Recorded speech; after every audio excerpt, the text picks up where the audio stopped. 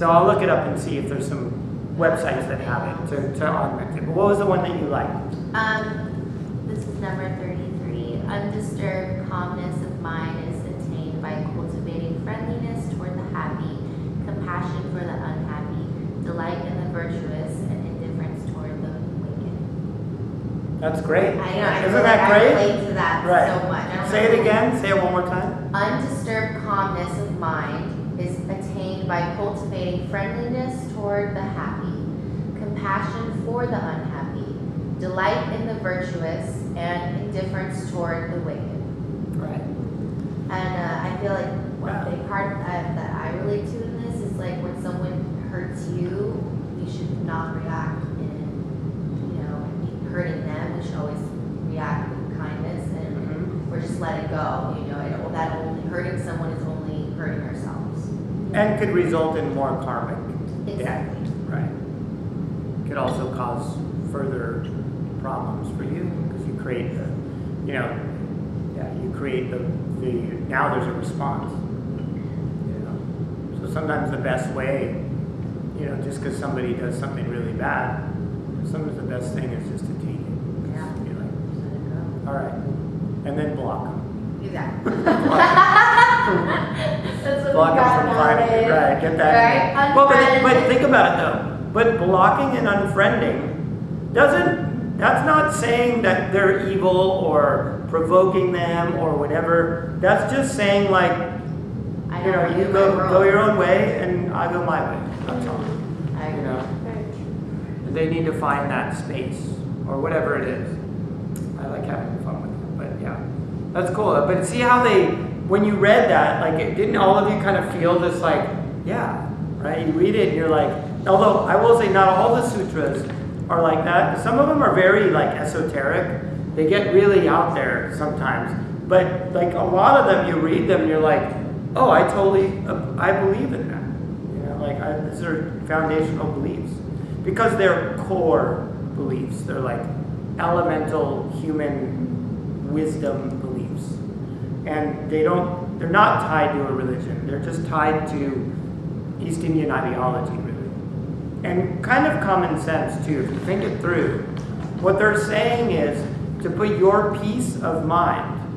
What this whole thing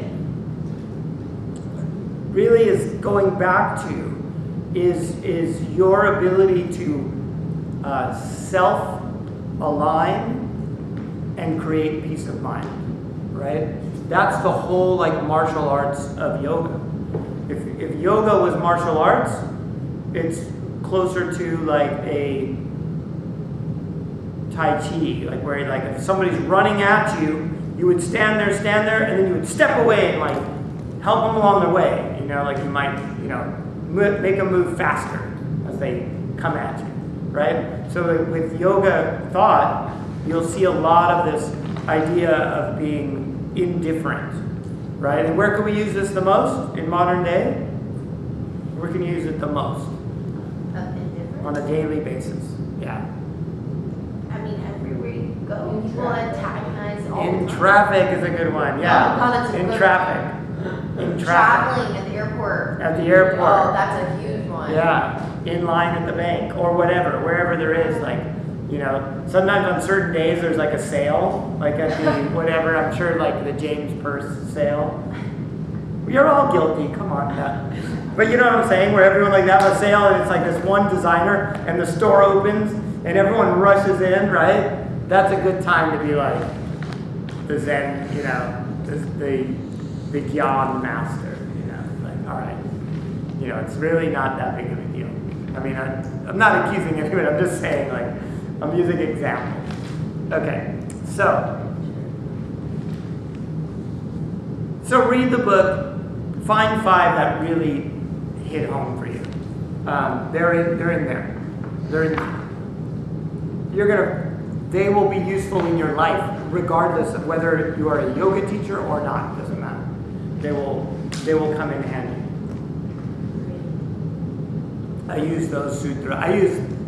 That one's great, although I totally forgot that one, but that's a great one. The idea of being indifference, right? Having indifference.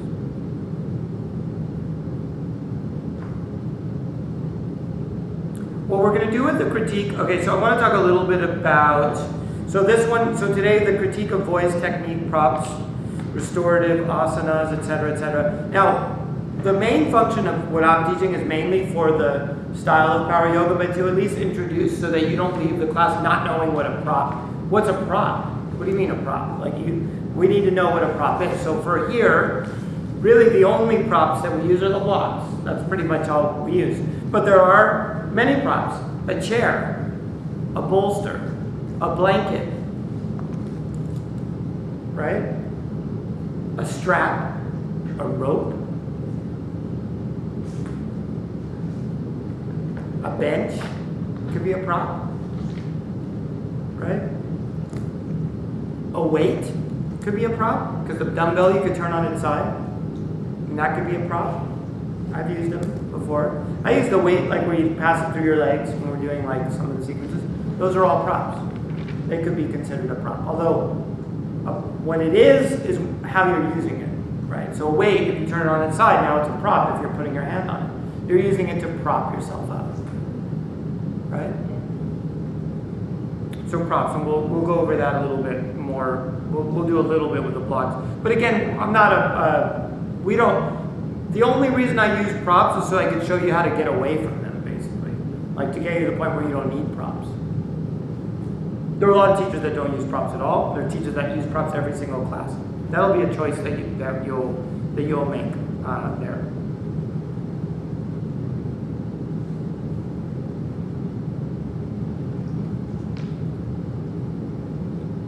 Okay, anatomically incorrect poses. So what do I mean by that? Aren't all yoga poses anatomically correct?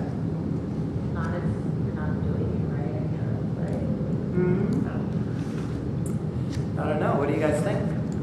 What do you think? Maybe there are some that are technically yoga poses, but they're not actually doing something good for your muscles or your bones, for Yeah. alignment. Like not really safe. Like not more of a cost to you than providing benefits.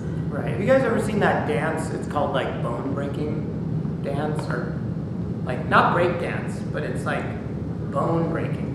Like where they put their arm behind you, like there's like these rappers or whatever, like typically there's like rap music playing, and the guy's like, and like his arm's here, and then he twists it around, and then he goes there, and then it's like this, he's still gripping his arms, and now he's doing like this weird thing with and he's like flipping his leg back, and then he's like it's a form of break dancing, but I believe it's called bone breaking.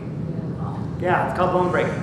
So, all right, so there are yoga poses that do that. So one of the ones that I talk a lot about always, which upsets people that are in the Ashtanga tradition because it's in one of the sequences, is this one where they call it Dvipada. So this is one leg, but like I can't even get close to doing it because I'm actually, my body's built toe in. But they rotate the ankle all the way, the hip all the way around like this, and then they sit on so the heel of my foot is pointing forward. And my foot is pointing backward. And they say, well, a rotation takes place in the hip. Now, again, but literally like imagine your heel here now. So rotate your leg, my foot is pointing back. You see that? And they put it here in the same position. So it's spiraling, it's spinning at the hip joint and the knee and the ankle. Yeah, you can't do it. It's so backwards. There is absolutely no reason to do that particular pose anatomically. It's just, you're taking a hinge joint, you're taking a ball joint and then over rotating it, and then you're putting stress on the hinge joint of the knee and ankle. Why do they do that? Okay, so that's the big question. Why are there poses that are the opposite of what you should be doing for those particular joints? So now we go back to, there's something called fakirism, F-A-K-I-R. Some of the ascetics in India do these really extreme austerities, they're called. Like they bind their arm up for 7 years. Literally, they close their hand. because they're dedicating their right arm to Shiva or whoever it is. Have you ever seen that? That's intense. That's crazy. Jain Gurus, DJ, I forget the actual name. What that is an extreme dedication to God consciousness. That's what that represents. They close their hand and their nails grow through their hands, some of them. The nail goes through. Because they're showing their dedication. Okay, so it is believed that some of those extreme yoga poses are extreme austerities that like show that similar fervor towards consciousness. Okay, that's where some of that comes from. And the idea of fakirism, which is extreme. And if you look at the photos, if you want, you can type it in. You can type in, I forget the name of the Sanskrit name, but it's like, you can just type in sadhu, right arm pointed upward 7 years or something. And you'll see, like what I'm telling you, it's real. He doesn't like go out and do this and then like at home when he gets home, he like drops it down and plays video games. Like he's actually, his arm is like that. And you know, because his arm is this thing, like it's literally become atrophied completely. It's frozen solid up that way. He can't bring it down even if he tries. Like it actually takes years to get the arm to come down. Because some of them decide later on that they've done it and they want to get their, they want to get their arm back. It takes them years to develop it back. This is why I say, It's like body dysmorphia, right? well, body dysmorphia is different. That's a different thing. Body dysmorphia is where you don't associate with a limb or something and then you want to get it amputated, or there are a lot of different variations of it. I'm going to stay politically neutral about it. That's a different thing. But this is different. This is dedicating your body. So, in a way that shows extreme austerity. Some will stand forever. Like they chain themselves to a tree, literally, and stand next to the tree, hugging the tree or sitting against it. And like their legs swell up.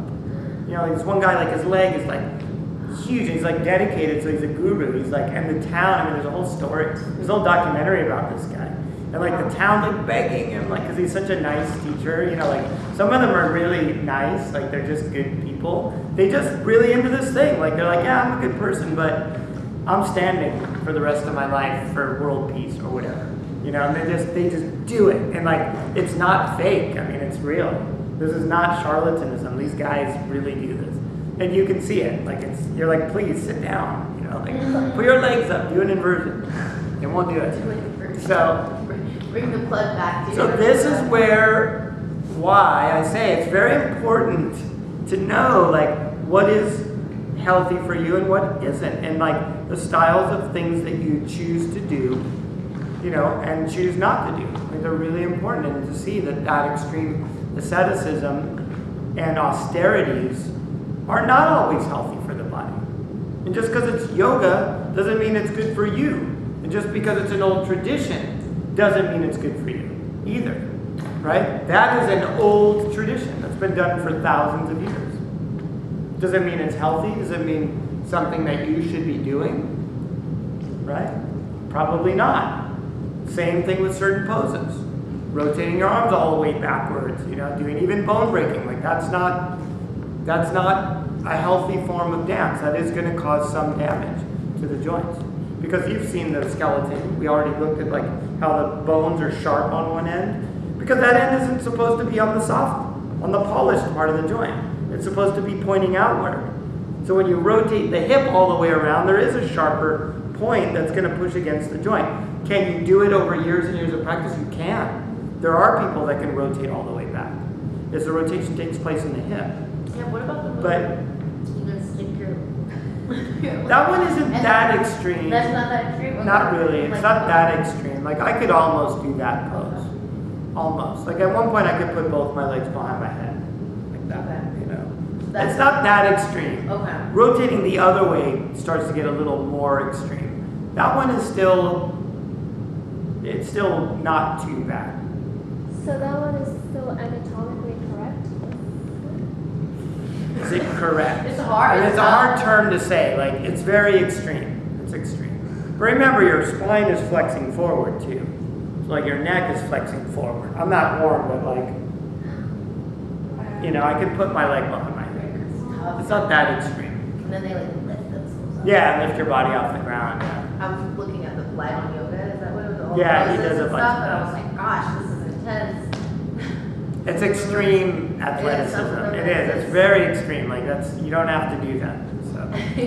Like our set, one of the things I chose about this particular set was I didn't want any contortionism in it. Like nothing overly extreme flexibility, none of it. Have you guys noticed? It's not. It's very, and the reason why is because some of the more extreme you get with that stuff, the more potential risk to the joint that could take place.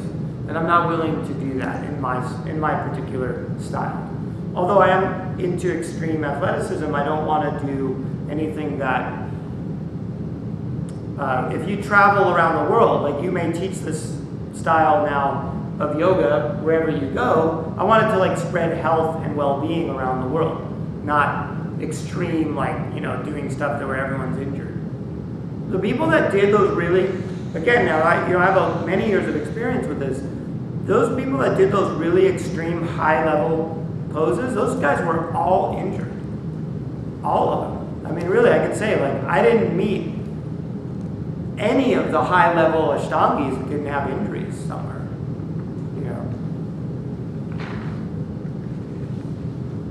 That being said, I did do Ashtanga for a few years, and I'm not saying the whole thing is bad. I'm just saying, we all know, and this isn't me breaking the news or my opinion, we all know that with that style comes some a lot of pain. You know, there's a lot of injuries going on there. It's just a known thing.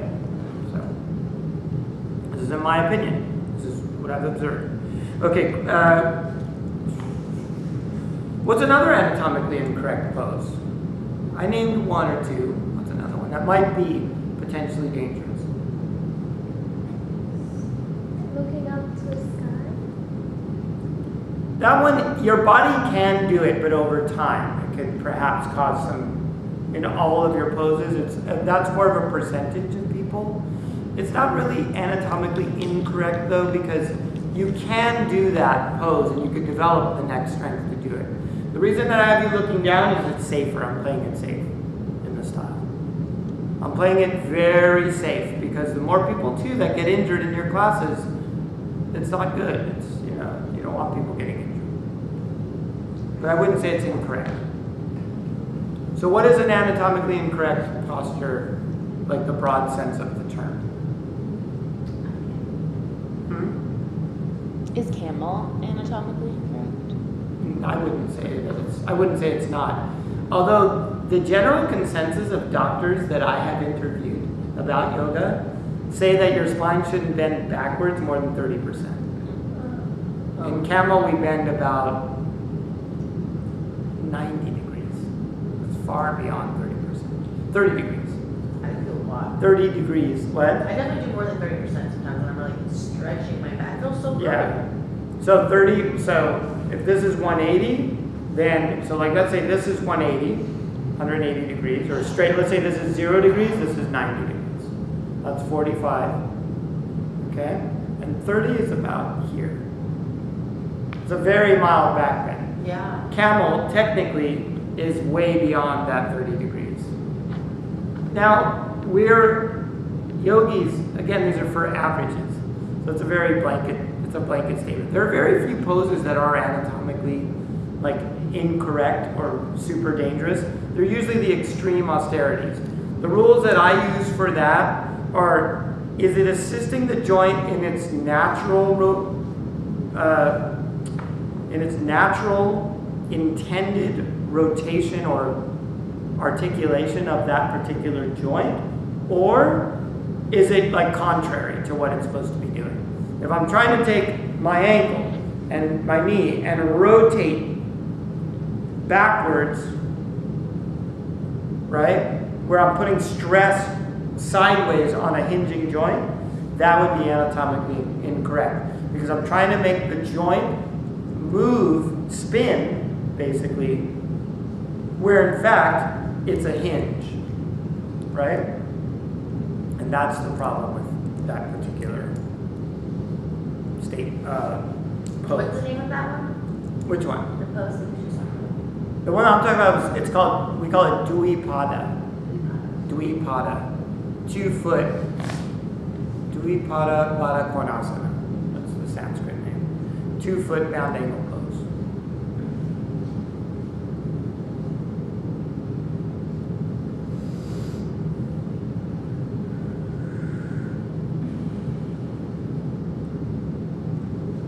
All right, we got a lot of stuff to cover here though today, so let's talk about body-specific poses, natural or biological advantage. So natural or biological advantage or disadvantage. What would be a biological advantage to certain poses? Let's say handstand. What's a biological advantage? If you're hyper, what's the word? You can stretch, like really stretchy, I guess. That's For handstand? Oh, for handstands. Predisposition to like core strength. Maybe, but that's not what I'm looking for. Yeah. Good for your lymph like your lymphatic system. No. Developed biceps. Naturally. There we go. Now we're getting there. Yeah. What else? Strong upper body and Broad like shoulders. Broad shoulders, right. Giant shoulders, perfect example would be someone with big, giant shoulders, a big chest, a big, strong back, a skinny waist, and small legs. There are some guys that are built like that. The guys that are Cirque du Soleil, they're all short. They're so tiny. They're short. Yeah, they're all Short. short. Short, gives you a biological advantage. Big, muscular upper body, tiny little legs, Yeah, built like a bulldog. That's a natural biological advantage. Why? And we'll talk about why this is important later. What's another biological advantage? Yep. Super flexible, thin, flexible, bendy bodies for most yoga poses. What's a biological disadvantage for most yoga postures in general? Being hypermobile or something, like if you go too stretchy, you could like your Well, that would give you a biological advantage to doing yoga. But that may not give you a biological advantage to do other activities.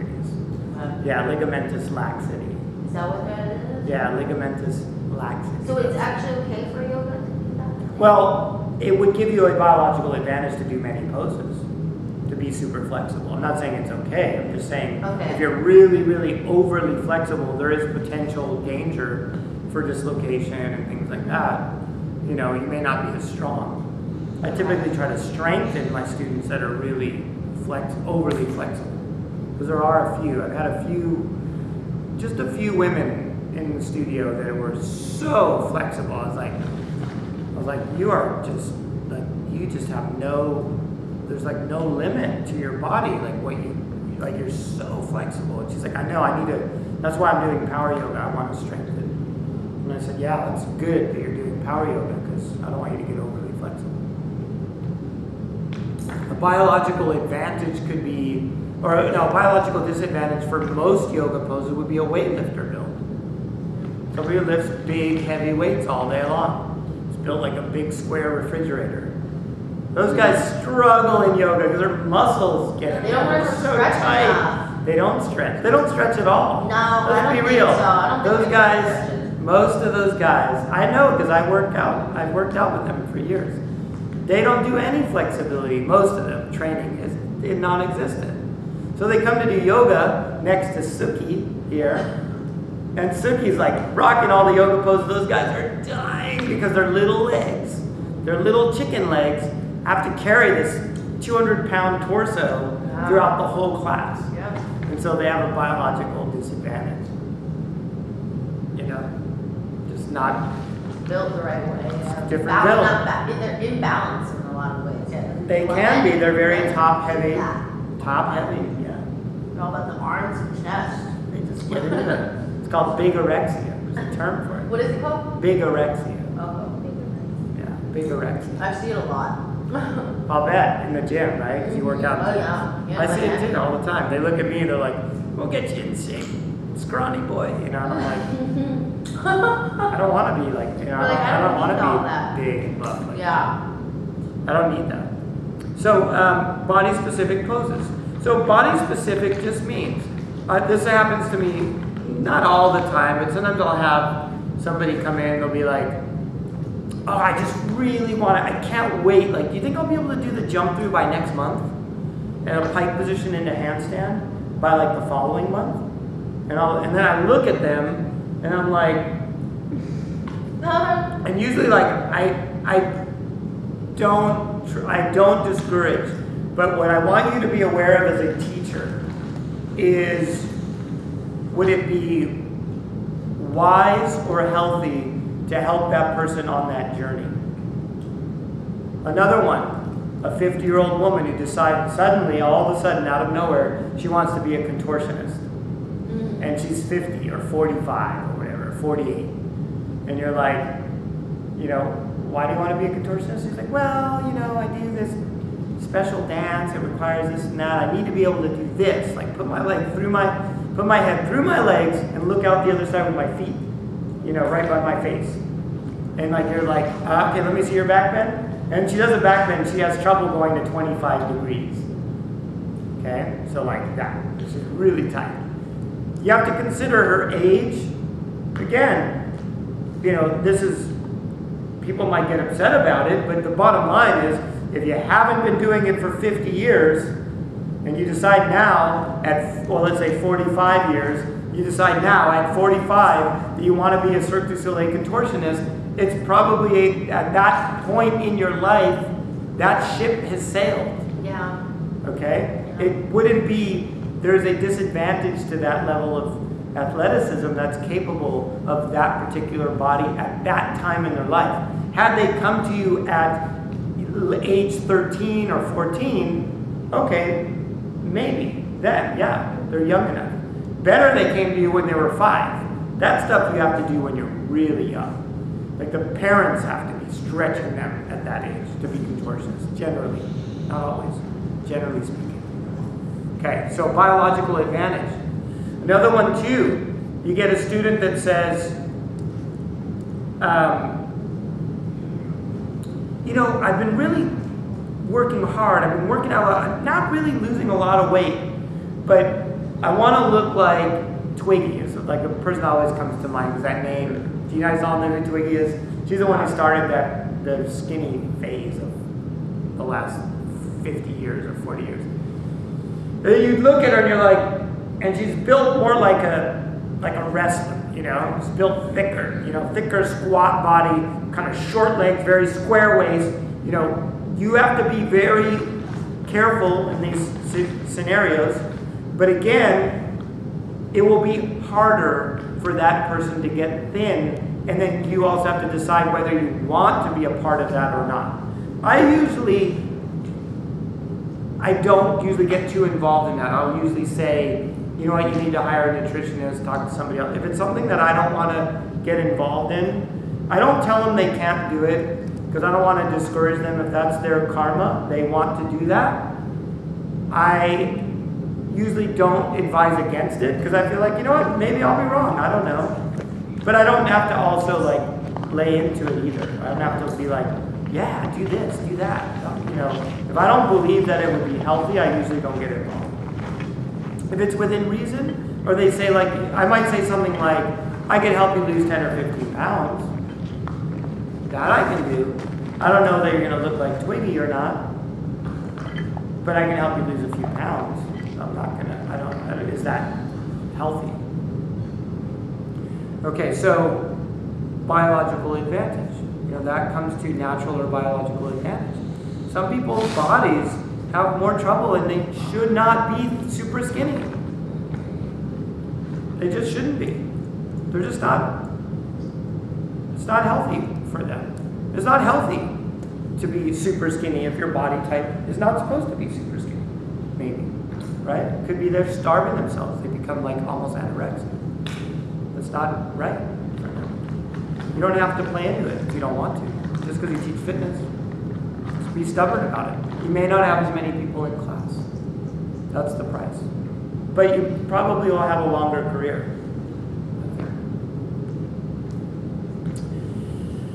Okay, any questions on biological advantage or disadvantage? Natural or any? What about extremes? Basketball players. I remember when I was younger, I wanted to be a football player. My doctor said, he's like, Steve, judging by your mom and your dad, he's like, I don't think you're going to be a football player. I was like, well, I want to be, I was like a little kid, I want to be football. He's like, you're just not going to be big enough. And you know what? He's probably right. I could have been maybe a wide receiver, maybe, like a runner. The guy who catches the ball and runs. Maybe, but it wouldn't have been wise. Yeah. I would have gotten crushed. My skeletal structure is small. Yeah. So, I was much better off as a yoga teacher. Okay, so just consider that. These are all things for you to just, if we don't talk about it, it might be something that we never really consider. Not everyone is supposed to be a certain way in this lifetime. They may have to come back as another life form. Like I always say, I'll have to come back as a flamingo to do splits. All right. Challenges, poses. Okay, we covered that a little bit. All right, so why don't we go into some of these now, in actual. So we talked about all theory now. So why don't we go into actual practice a little bit of these. So everyone grab a block. In the back on the side there's a rack of blocks. So grab a block. It doesn't matter which one. If one of you can grab an extra one for me so I can also display a little bit. Or if one person, maybe Suki, if you want to just grab 5 blocks, that's all we need. And then we'll go over some specific things in relationship to all of these different places. And again, don't discourage people from it. You guys, it is, let's take our break now. We might as well. Do you guys need to take a break or no? Yeah? Why don't we take our bathroom break now since we're all standing and stuff, and then we'll come back.